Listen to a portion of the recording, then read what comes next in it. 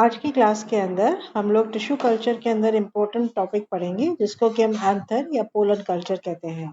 जैसे कि चित्र के अंदर विदित है और हम लोगों को पता है कि जो मेल रिप्रोडक्टिव ऑर्गन पौधे का होता है उसको हम लोग स्टेमन कहते हैं और इस स्टेमन के दो भाग होते हैं, एंथर और फिलामेंट। जब हम एंथर पोलन कल्चर की बात कर रहे हैं तो हमको ये ध्यान में रखना है कि कभी भी फिलामेंट जो होता है उसका कल्चरिंग नहीं होता है। हम सिर्फ एंथर लोब्स या उसके अंदर उपस्थित पोलन या परागकण का ही संवर्धन कर सकते हैं। इसलिए जरूरी ये है कि जब हम स्टेमन्स को रिमूव करते हैं तो उस टाइम पर फिलामेंट को हमको एंथर के बेस से बहुत नीटली एक स्टेरलाइज्ड फोर्सेप्स से काट लेना चाहिए। Definition of anther culture. Anther culture is an artificial technique by which the developing anthers at a precise and critical stage are excised aseptically from an unopened flower bud and are cultured on a nutrient medium where the microspores within the cultured anther develop into callus or embryoids that give rise to haploid plantlets. Formation of haploid plants either through organogenesis or through embryogenesis. Anther culture वह एक कृत्रिम तकनीक है जिसके के द्वारा हम anthers को पौधे में से एक डेफिनेट एज पर लेते हैं और उस टाइम पर जब लिया जाता है तो बड हमारे पास में अनओपन फ्लावर बड होनी चाहिए। इस बड को हम लोग कल्चर मीडियम के अंदर डालते हैं और वहाँ पर जो एंथर्स होते हैं वो कल्चर कर ऑर्गेनोजेनेसिस से या एम्ब्रियोजेनेसिस से एंथर कल्चर की प्रक्रिया को आगे बढ़ाते हैं। The first report of haploid tissue culture from anther culture was given in 1964 and to 1966 in pollen grains of Datura by Maheshwari and Guha. Anther culture की पहली रिपोर्ट जो है जिससे कि हेप्लॉइड टिश्यू बना वो 1964 से 1966 के मध्य में धतूरा के पौधे पर महेश्वरी व शिप्रा गुहा मुखर्जी के द्वारा जो काम किया गया उससे गिना जाता है। Production of haploids reported in 250 species, Solanaceae, Cruciferae, Gramineae, Poaceae are most common. Anther and pollen culture is referred to as androgenesis. The male gametophyte, microspore or immature pollen produces the haploid plant. Anther culture को या pollen culture को हम लोग जो है पुंजनीय अगुणितों का उत्पादन भी कहते हैं या हम उसको एंड्रोजेनेसिस कहते हैं, जहां पर कि एक माइक्रोस्पोर से या एक पोलन ग्रेन से हैप्लॉइड पौधे का फॉर्मेशन किया जाता है। जैसे कि अभी मैंने आपको बताया कि यहाँ पर जो हम चित्र दिखा रहे हैं वो प्रोफेसर महेश्वरी का है। प्रोफेसर महेश्वरी और शिप्रा गुहा मुखर्जी ने 1964 से 1966 के बीच में एंथर कल्चर करके हैप्लॉइड प्लांट्स पैदा किए और यह प्लांट्स जो थे ये धतूरा के पौधे थे।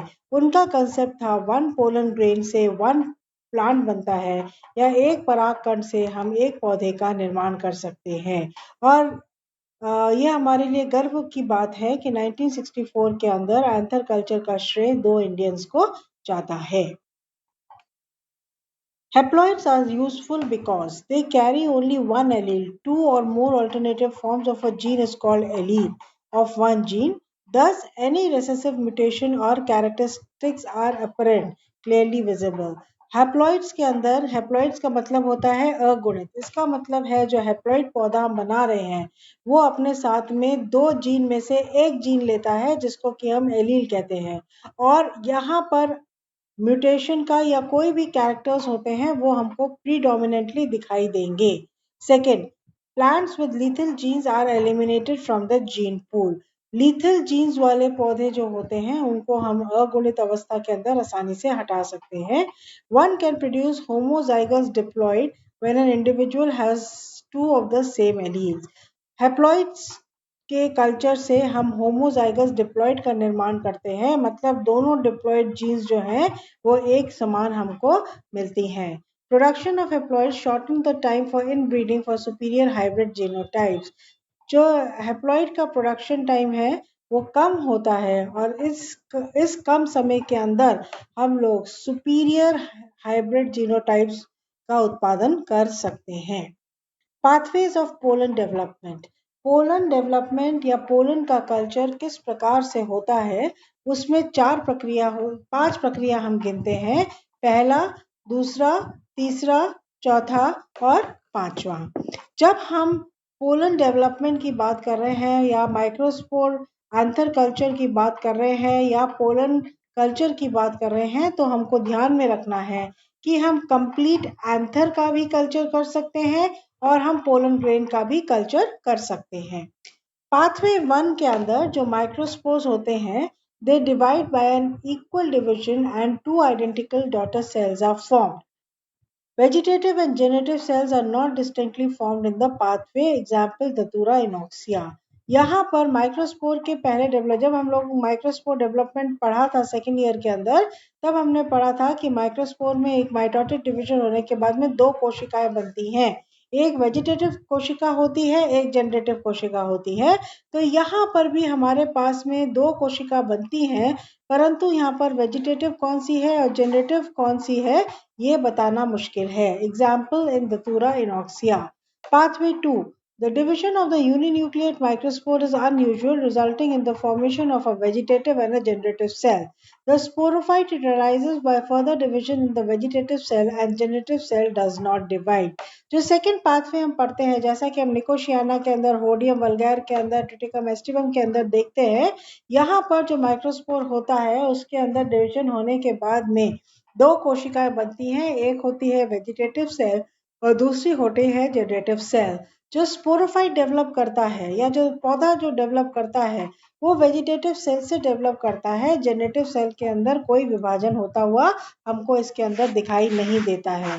जो पाथवे 3 हमारे पास में है, उसके अंदर the nucleoid microspore undergoes a normal division but pollen embryos are form from generative cells only. Third pathway के अंदर जो माइक्रोस्पोर होता है उसके अंदर नॉर्मल डिवीजन होता है, परंतु यहाँ पर जो पोलन एम्ब्रियोज हैं इनका निर्माण सिर्फ जनरेटिव सेल से होता है। वेजिटेटिव सेल आगे डिवाइड नहीं करती है। एग्जाम्पल हमारे पास में है हायोस्काइमस niger. Pathway 4, both generative and vegetative cell further divide and help in the development of the sporophyte. बीजाणुद्भिद के निर्माण के अंदर both generative and vegetative cell दोनों के अंदर सेल डिविजन्स होते हैं, जिससे कि हमको एक बीजाणुद्भिद बनता हुआ दिखाई देता है। एग्जाम्पल दतूरा मेटल और Atropa मेलेडोना। Pathway 5, in Brassica napus cruciferi, first division is asymmetric and the pollen embryos develop the vegetative cell. So इस प्रकार से माइक्रोस्पोर 5 प्रकार से अपने डिविजन्स या पाथवे डिविजन्स करते हैं। किसी के अंदर दोनों कोशिकाएं जो हैं वो एम्ब्रियो के अंदर मदद करती हैं बनाने में, किसी के अंदर सिर्फ वेजिटेटिव सेल जो है वो एम्ब्रियो निर्माण करती है और कुछ के अंदर सिर्फ जनरेटिव सेल जो होती है वो एम्ब्रियो का निर्माण करती है। These are the stages of the pollen development जो कि हम लोगों ने इस चित्र के अंदर दिखाया है। सबसे ऊपर यहाँ हमारे पास में माइक्रोस्पोर है और वो किसी भी प्रकार का डिवीजन करेगा। यहाँ पर हमको कोशिकाओं का समूह दिखाई देता है या हमको यहाँ पे मास ऑफ सेल्स दिखाई दे रहा है। ये मास ऑफ सेल्स फिर कैलस डेवलप करता है, कैलस से फिर हमारे पास में स्पोरोफाइट बनता है और नॉर्मल प्रोसेस से हमको पौधे बनते हुए जो है वो दिखाई देते हैं। Next is protocol Nicotiana tabacum. किस प्रकार से, एक एग्जाम्पल हम लोग ले रहे हैं किस प्रकार से निकोशियाना टबैकम के अंदर एंथर कल्चर की प्रक्रिया अपनाई जाती है। निकोशियाना टबैकम के फ्लावर बड्स जो होता है, जैसे ही फ्लावरिंग शुरू होती है इनको काट लिया जाता है और लैब के अंदर लेकर आते हैं। Select the flower of 7 to 22 millimeters in length. When the length of the sepal equals to that of the petals, reject all the flower buds which are beginning to open. हमको सिर्फ anther culture के अंदर बंद कली प्रयोग में लेनी है। अगर कली खुल जाती है पुष्प के अंदर तो हमको उसको नहीं प्रयोग में लेना है। अब जो हमारी जो फ्लावर बड्स हैं जो कि बंद हैं उनको हम लोग लेमिनार एयर फ्लो के अंदर रखते हैं और each flower bud in Nicotiana contains 5 anther and these are normally surface sterilized in the closed bud. तो हम लोगों ने surface sterilization का मेथड अपने टिश्यू कल्चर की आगे की क्लासेस के अंदर पढ़ा था और हम लोग यहाँ देख रहे हैं कि 5 एंथर्स हमारे पास में होते हैं जिनको कि हम सबसे पहले सरफेस स्टरलाइज करते हैं बड के अंदर ही। अब सरफेस स्टरलाइजेशन करने के बाद में कैसे करते हैं बड में, इसको हम 70% इथेनॉल के अंदर 10 सेकंड तक रखते हैं और उसके बाद में 10 मिनट तक हम इसको सोडियम हाइपोक्लोराइड सॉल्यूशन के अंदर रखते हैं। They are washed 3 times with the sterile distilled water. Finally, the buds are transferred to the petri dish. So जब हम एक बंद कली लेते हैं तो उसको 70% इथेनॉल के अंदर हम उसको 10 सेकेंड और 10 मिनट्स तक हम उसको 20% सोडियम हाइपोक्लोराइड सॉल्यूशन के अंदर रखकर हम उसको स्टरलाइज करते हैं। स्टेरलाइज करने के बाद में हम उसको डिस्टिल वाटर से रिंस करते हैं और उसके बाद में हम उसको एक स्टेराइल पेट्री डिश के अंदर रख देते हैं। उसके बाद में हमको अब इस बंद कली में से एंथर्स को रिमूव करना है, तो हम इस कली को साइड से फोर्सेप की सहायता से काटते हैं और एंथर्स को फिलामेंट के समेत उठाकर हम एक दूसरी पेट्री डिश के अंदर रख देते हैं। दूसरी पेट्री डिश के अंदर अब हम एंथर लोब को फिलामेंट से काट कर फोर्सेप की सहायता से अलग कर देते हैं, क्योंकि हमको जो कल्चर करना है वो सिर्फ एंथर लोब्स का करना है, हमको फिलामेंट का कल्चर नहीं करना है। इस दौरान अगर कोई एंथर डैमेज हो जाता है तो उन डैमेज एंथर्स को भी डिस्कार्ड कर दिया जाता है। Anthers are placed in solidified agar medium, MS medium, white or niche medium. The culture is kept initially in dark. शुरुआती दौर में हमने हमने एंथर लोब को या पोलन ग्रेन को मीडियम पे रखा है, इसको हम अंधकार के अंदर रखते हैं। After 3 to 4 weeks, the anthers normally undergo pollen embryogenesis and haploid plantlets appear from the cultured anther. In some cases, anther may undergo proliferation to form callus tissue, which can be induced to differentiate into haploid plant. कुछ जो microspore होता है वो अलग अलग प्रकार से behave करता है। कुछ माइक्रोस्पोर जो है वो सीधा ही प्लांटलेट बना लेता है और कई बार हमको कैलस बनता हुआ दिखाई देता है और फिर उस कैलस के अंदर अगर हम साइटोकाइनिन अधिक मात्रा में डालते हैं तो हमको वहां पर जो है वो एंथर्स बनते हुए जो हमको है वो प्लांटलेट्स बनते हुए दिखाई देते हैं। At this stage, the cultures are incubated at 24 to 28 degrees centigrade in 14 hours daylight at about 2000 lux. Approximately tall plantlets are fed from agar-agar by gently washing them with running tap water, and they are transferred to small pots containing autoclave potting compost. अब इस पौधे को हम green house के अंदर रख देते हैं और इनको अलग अलग आर्द्रता से पार करते हुए फाइनली हम इसको जो है वो फील्ड के अंदर लगाते हैं। सो यहाँ पर जो चित्र दिखाया गया है ये दोनों प्रकार से कल्चरिंग का दिखाया गया है।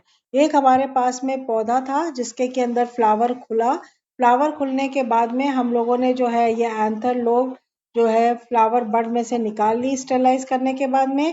उसके बाद में हमने इस एंथर लोब को कंप्लीटली जो है वो मीडियम के अंदर रखा। इस एंथर लोब ने सीधा अपने ऊपर एम्ब्रॉयड बना लिया जैसा ऊपर दिखाई दे रहा है और ये एम्ब्रियोइड या भ्रूणाभ ने अपने ऊपर एक हेप्लॉइड प्लांटलेट बना लिया।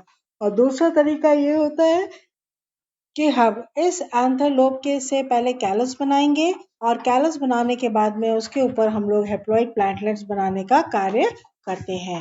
Factors affecting anther culture. पहला इंपॉर्टेंट फैक्टर होता है genotype of the donor plant.